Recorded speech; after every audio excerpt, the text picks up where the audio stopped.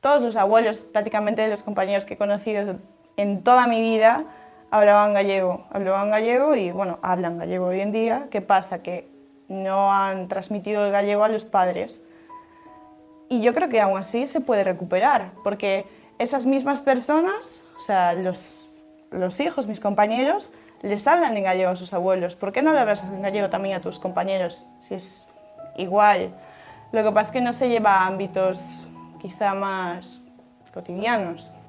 Ahora quizá asimilo máis xente que educa aos fillos son galego.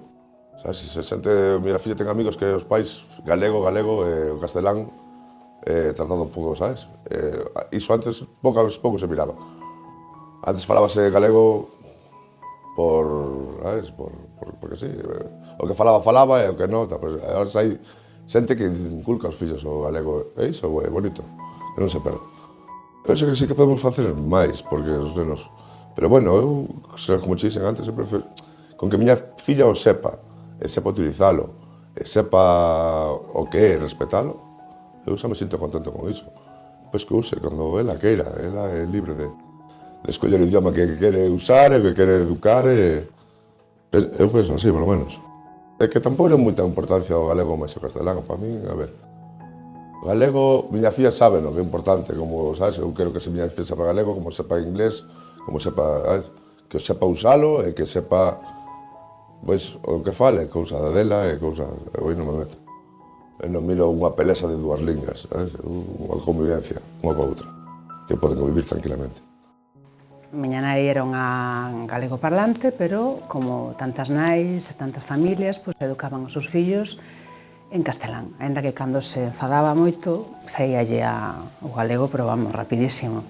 E nos lle preguntábamos de pequena, mamá, pero por qué cando te enfadas me hablas en gallego? Sabes? E, bueno, era todo moi raro. Pero sí, me educaron en castelán. En Moaña a cosa está chunga. Hai respeto do galego, como en xeral en toda Galicia. Home, está peor en Vigo, non? Por iso eu cando vou a comprar a Vigo sempre me emperro cando vou ao Corte Inglés ou cando vou a, eu que sei, a Zara. Me emperro en falar en galego solamente, sabes, para un pouco para fastidiar, non? Ainda que fala en castelán moitas veces nas tendas e tal. Mirona mal porque non... Creo que xa son dúas xeracións que non falan galego. Lembro unha vez que fomos a Reibón, a un colexio público aquí de Moaña.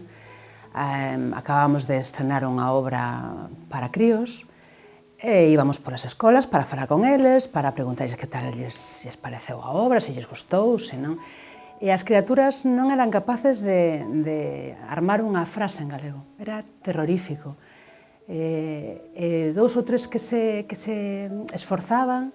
Era realmente penoso velos, ¿no? Porque lles costaba, bueno, un mundo falar, non saben, xa son os pais xa lle falan en castelán e os avós tamén son castellano parlantes, xa non son como a miña xeración, ¿no? Que os abuelos sí que falaban galego, sabes? Que as nais, os pais empezaban a falar, os fillos empezaban a falar, a educar aos outros fillos en castelán. A mí me crearon en castelán porque unha nai que estaba reprimida. Estaba reprimida, tiña unha represión enriba dela. Entonces eso, os nenos eu creo que eso sinten, non é unha cosa que perciben. Porque cando miña nai era moi auténtica, que era, por exemplo, cando che conto que se enfadaba, salía yo galego, entón notas eso, e notas que tua nai fala en galego coa tua avoa, sabes? E de repente cambia contigo. Entonces, y notas eso de que le dijeron el gallego es de burros, el gallego es de ignorantes, el gallego es de gente de baja ralea, y entonces tienes que hablar en castellano, porque si no tus hijos no van a ser nadie.